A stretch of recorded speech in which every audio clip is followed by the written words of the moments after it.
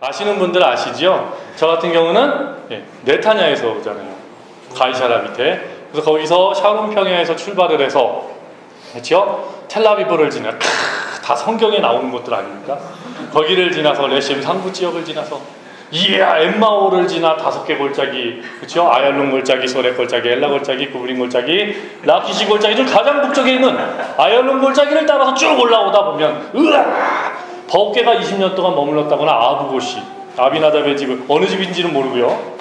거기를 지나서 열심히 왔더니 여기에서 저를 환영하며 그 긴 시간을 막아놓더라고요.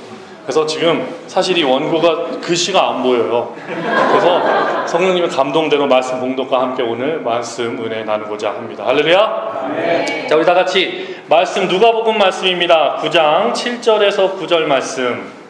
9장 7절에서 9절 말씀 같이 봉독하도록 하겠습니다. 시작. 분봉왕 헤롯이 이 모든 일을 듣고 심히 당황하니 이는 어떤 사람은 요한이 죽은 자 가운데서 살아났도다 하며 어떤 사람은 엘리야가 나타났다고도 하며 어떤 사람은 옛 선지자 한 사람이 다시 살아났다고도 합니다. 헤롯이 이르되 요한은 내가 목을 메었거늘 이제 이런 일이 들리니 이 사람이 누군가 하며 그를 보고자 하더라. 아멘. 제가 원래 원고가 짧기로 유명한데 오늘은 유독 2배의 원고를 그래서 글씨가 안 들어나 봐요. 네. 그래서 걱정하지 마십시오. 무언의 압력이 다 이렇게 막중하게 저를 누르고 있는 걸 알고 있기 때문에 자, 한 가지 질문만 오늘 은혜 속에 나누고자 합니다. 우리 옆에 분 보시며 같이 한번 질문해 보겠습니다. 당신은 저를 보지 마시고 사랑하는 옆에 분을 보시며 미워하지 마시고 자, 당신은 얼마의 가치를 두고 얼마만큼의 거리를 오셨습니까? 당신은 얼마의 가치를 두고 얼마만큼의 거리를 오셨습니까? 오늘 하루에 우리에게 던져지는 질문이기도 하며 우리의 인생에서의 질문이기도 합니다. 이곳 예루살렘, 평화의 도시 예루살렘에 오시기 위해 우리는 얼마나 많은 걸음을 옮기셨습니까? 늘 우리는 나와서 자주 이곳을 올 수도 있죠. 그러나 우리가 바라보는 예루살렘의 거리는 마음의 거리와 현실의 거리가 다르지 않은 걸 생각을 합니다. 오늘 말씀 중에는 분봉왕 헤롯이 나옵니다. 아시는 분들 계시겠지만 분봉왕 헤롯이라고 하면 그 전 때였던 헤롯 대왕 사후에 이 지역이 쪼개져서 다스려지게 되죠. 총독의 관할령도 있고 아켈라우스의 영도 있고 그리고 헤롯의 필리포스 그리고 오늘 말씀에 등장하는 헤롯 안티파스의 땅도 분배되게 됩니다. 이런 지역 중에 서로 간의 경쟁 속에서 이 예루살렘을 바라보는 그들의 목적은 어디에 있었는가를 한번 오늘 말씀 중에 나누고자 합니다. 이들을 보자면 정말 재미없는 이야기인데 이스라엘의 뼈대 역사를 빼놓을 수 없기 때문에 간단하게만 정말 간단하게 우리 살펴보고 지나가면 기원전 1027년에 사울 왕조로 시작이 하지만 이건 실패한 왕조로 보게 되죠. 그래서 우리는 어떻습니까? 다윗의 왕조라고 하는 기원전 1000년부터 기본적인 유대의 왕조를 따지게 됩니다.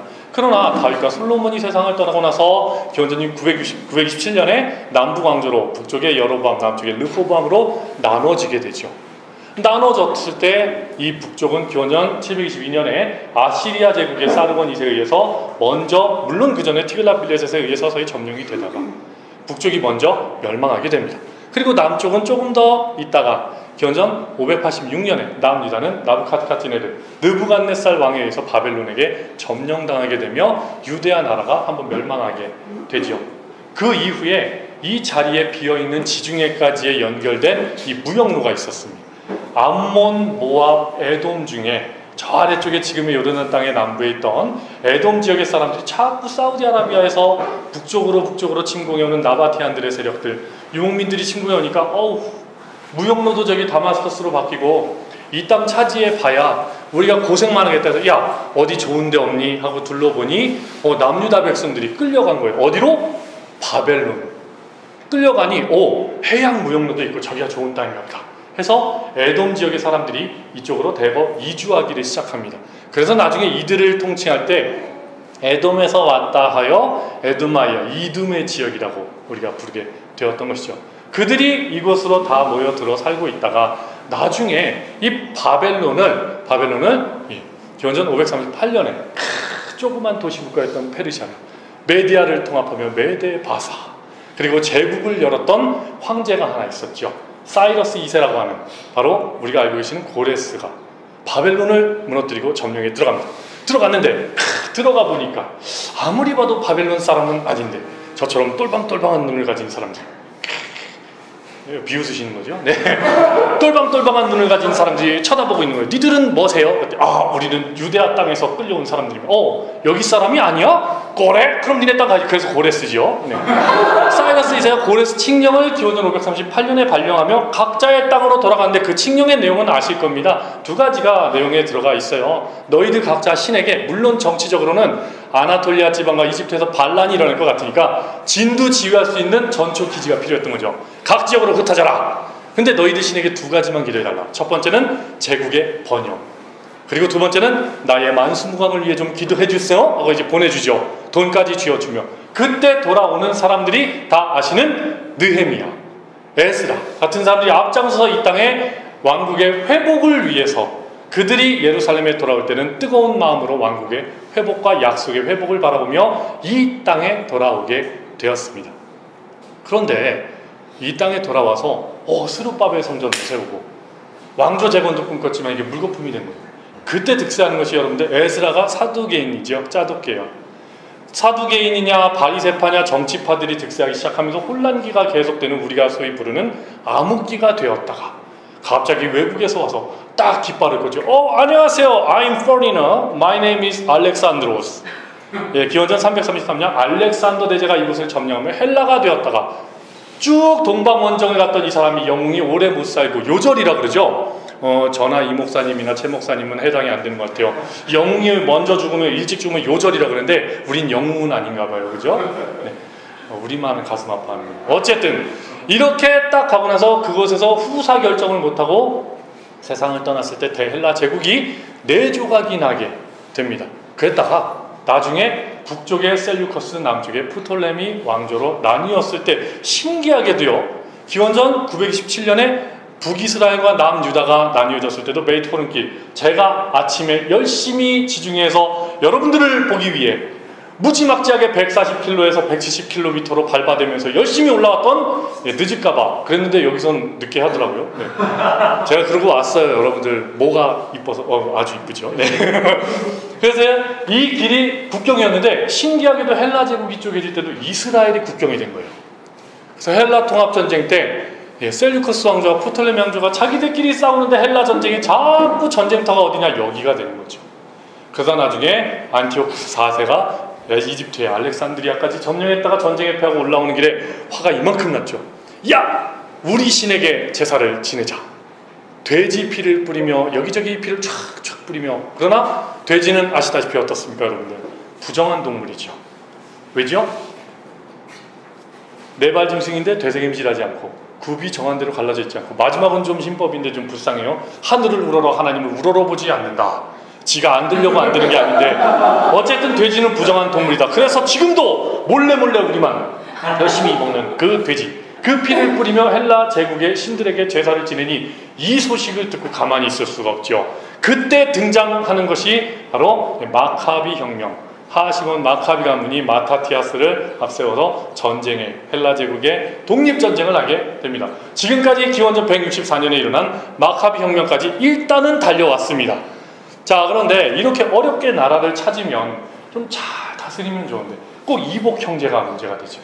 히르카누스 2세와 아리스토블루스 2세가 또 자기가 왕이 되겠다고 서로 막 왕자의 난, 내가 왕이야 싸우다가 첫째가 밀려나는 바람에 저 남쪽으로 도망갔을 때 히르카누스 2세를 만나게 된 사람이 또 우리 말씀에 등장하는 그 가문, 바로 이둠의 지역에서 먼저 와 있던 사람을 만나게 되는데, 그때 이 가문의 대표자가 안티파테리스예요. 그 사람이 가만히 보니, 내가 들어보니 당신이 정통성이 있다 이거죠. 짬밥에 밀려서 남목사처럼 설교를 하고 있는 그게 아니고 보니까 당신이 더 명분이 있다 이거예요. 우리 이강근 목사님이나 최 목사님처럼. 그래서 네가 왜 포기를 하냐? 내가 소개팅을 주선해 줄게. 해서 근데 내가 병력이 없어. 걱정하지 마시라고. 그래서 이 똑똑한 사람들이 어떻게 합니까? 다마스커스에 주둔해 있던 로마의 군단장, 도시 이름도 있죠. 누굴까요? 클린지가 아니고 폼페이우스를 소개시켜 줍니다. 그래서 로마가 이곳에 기원전 67년부터 64년까지 무혈 입성하게 된 곳이 바로 여러분들 그렇게 어렵게 들어오신 바로 이 예루살렘이 되겠습니다. 오케이? 네. 이렇게 이 가문이 이곳에 소개를 주선하면서 나중에는 로마에서 보니까 이 사람들이 똑똑한 거예요. IQ가 한 200은 넘을 것 같아요. 야, 가만히 있어 보니 니네가 여기 왕으로 가라. 그리고 이들도 원했었지요. 그래서 미가서의 4장 이하에 나타난 것처럼 북쪽의 영광이 너희에게 이를 것이다 라고 할 때 등장하는 이두메 지역 사람들을 부르게 되었던 그 지역 사람들이 여기에 유대 왕으로 오게 된 것이 오늘 본문의 말씀에 등장하는 그 가문이 이곳에 자리 잡는 이유가 됩니다. 그 자리가 어디였을까?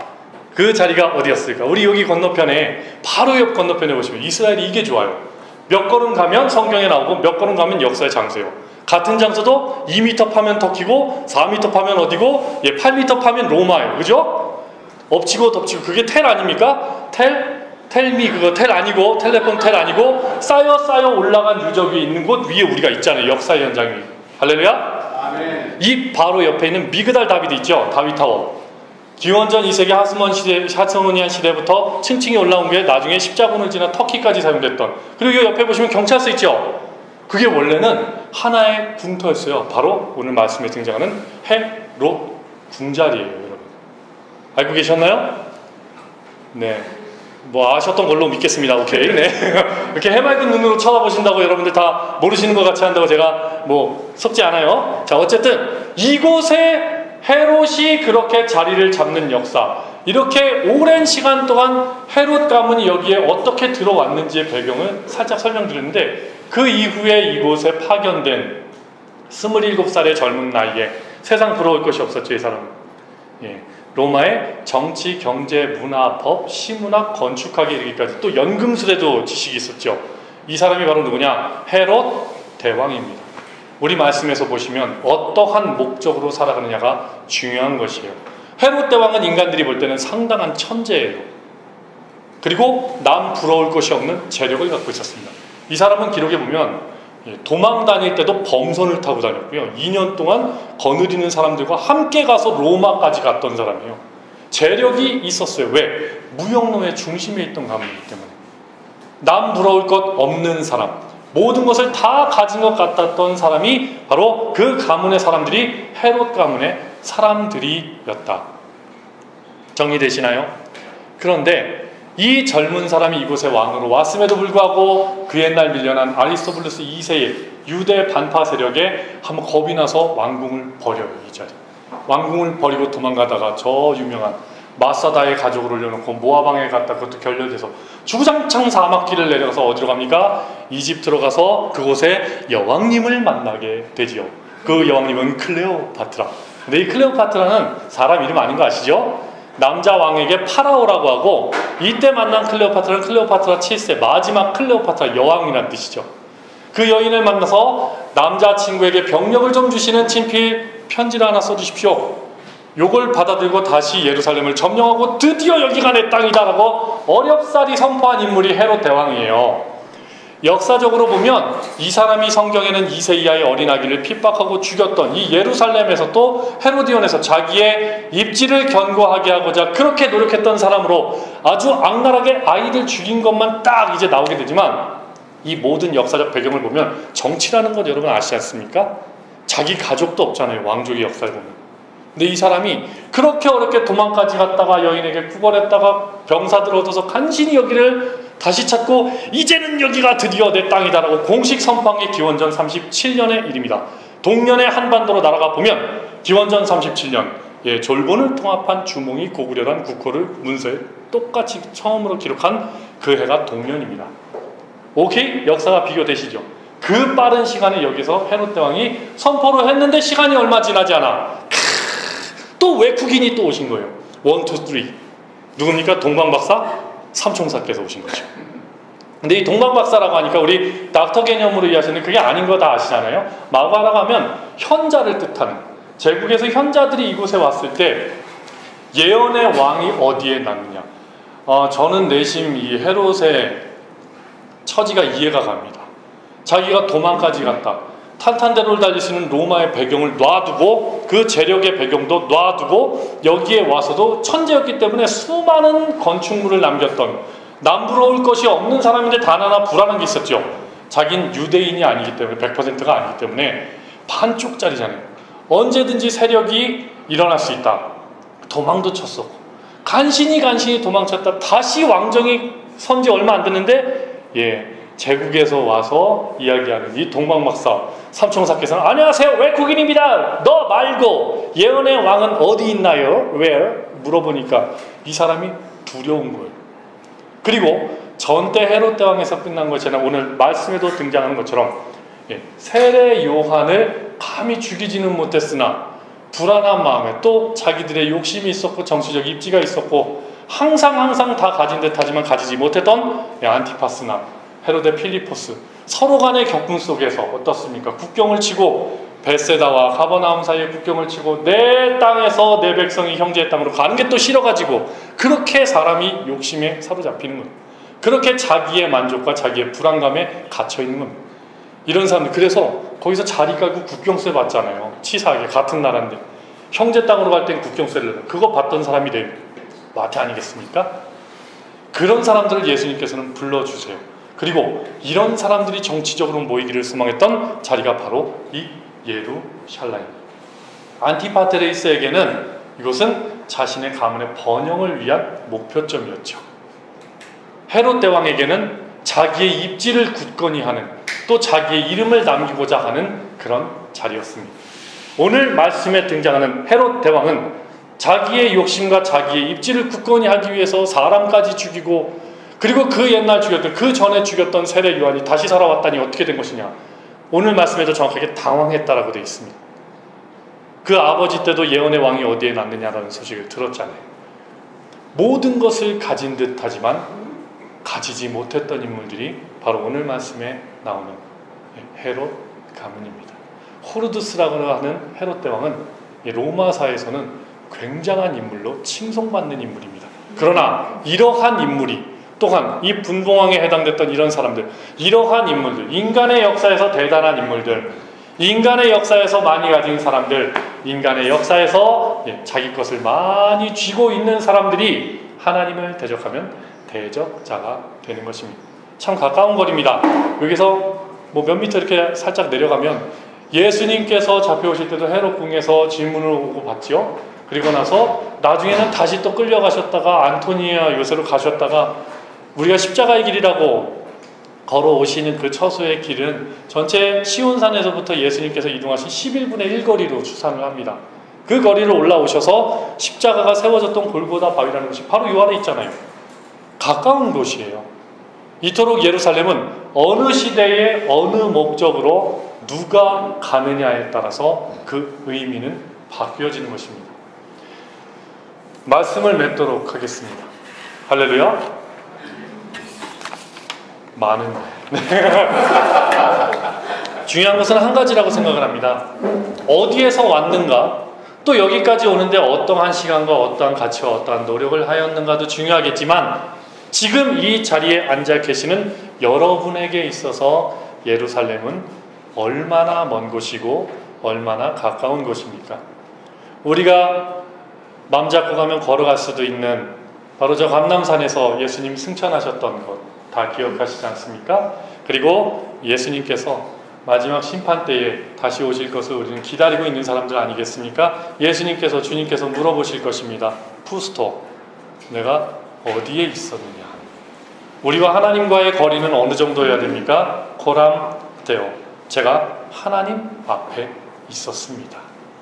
하나님과 우리의 관계는 바로 앞에 있는 관계입니다. 우리가 자격이 되든 자격이 되지 않든 그러한 은혜 속에 살아가시는 저와 여러분들 되시기를 소망하겠습니다. 다 같이 기도하겠습니다.